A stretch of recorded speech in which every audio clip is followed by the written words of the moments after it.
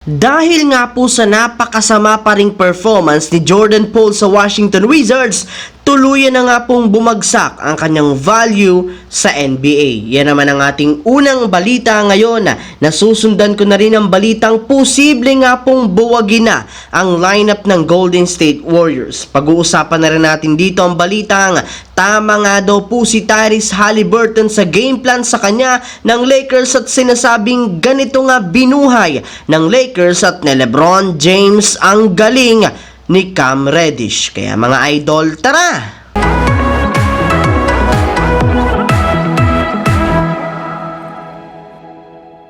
Sa kabila nga po mga idol ng pag-a-average ngayon ni Jordan Poole sa Wizards ng 17 points per game, hirap pa rin naman nga siya nabuhatin ng kanilang team papunta sa panalo. Sa katunayan, napakababa nga po ng kanyang efficiency rating sa kanilang nakalipas na laro. Dagdagan mo pa dahil nga sa palpak na play na ginagawa nito sa loob ng court, nagiging laughing stock nga po siya ngayon ng NBA. Kaya kahit man plano ng Wizards na i-trade na ito o i-offer sa ibang kupunan, mukhang malabo rin naman nga itong mangyari since sobrang bagsak ng kanyang value ngayon. Kaya wala na rin naman nga pong mga kupunan ang nagkaka-interes sa pagkuha sa kanya sa trade ngayong season. Samantala, pumunta naman tayo sa ating pangalawang pag-uusapan sa balitang posible nga pong buwagin na ang lineup ng Golden State Warriors.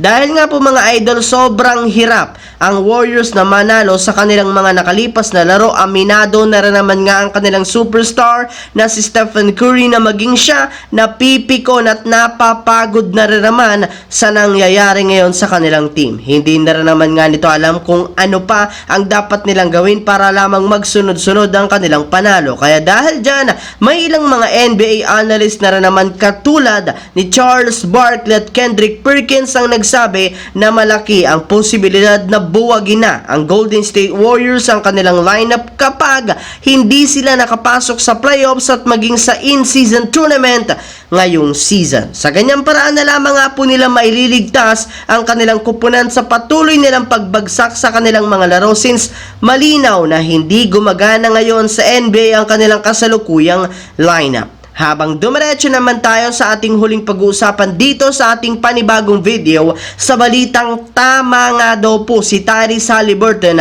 sa game plan sa kanya ng Lakers at ang sinasabing ganito nga binuhay ni LeBron at ng Lakers ang galing at karir ni Cam Reddish. Pagkatapos nga po mga idol ng pagkatalo ng Indiana Pacers sa finals ng in-season tournament, inamin nga po ng kanilang batang superstar na si Tyrese Haliburton na marami nga po siyang natutunan sa kanilang naging laro, especially kung paano siya depensahan. Yes mga idol, sinabi nga nito na tama nga po ang kanyang hinala at expectation na ido-double team siya parati ng Lakers at pwepersahin siya na gumawa ng ilang mga pasa na hindi rin naman nila napaghandaan ng maayos. Kaya dyan pa lang malaki ang kanilang nakuhang experience, gayong eto nga ang inaasahan nilang gagawin sa kanilang mga kalaban once na makapasok sila sa playoffs. Ibig sabihin magkakaroon ng Indiana Pacers ng sapat na preparasyon para i-counter ang ganitong klaseng game plan na ginawa sa kanila ng Los Angeles Lakers. And speaking of Lakers,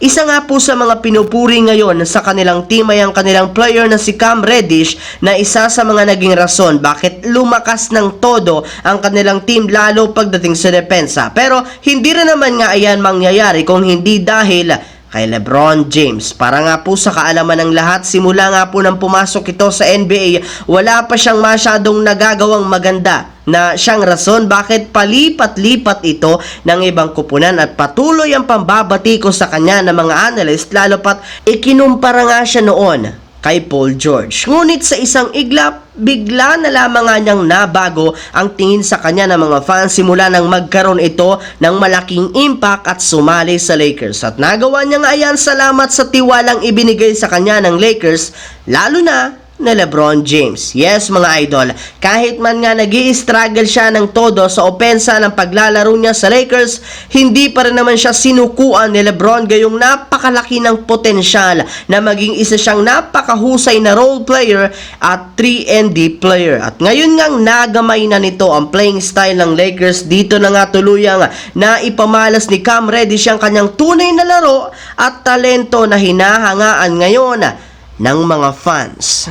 So yun lamang mga idol ang ating bagong balita ngayon na ating pinag-usapan dito sa akin channel. Once again, this is your J-Zone TV.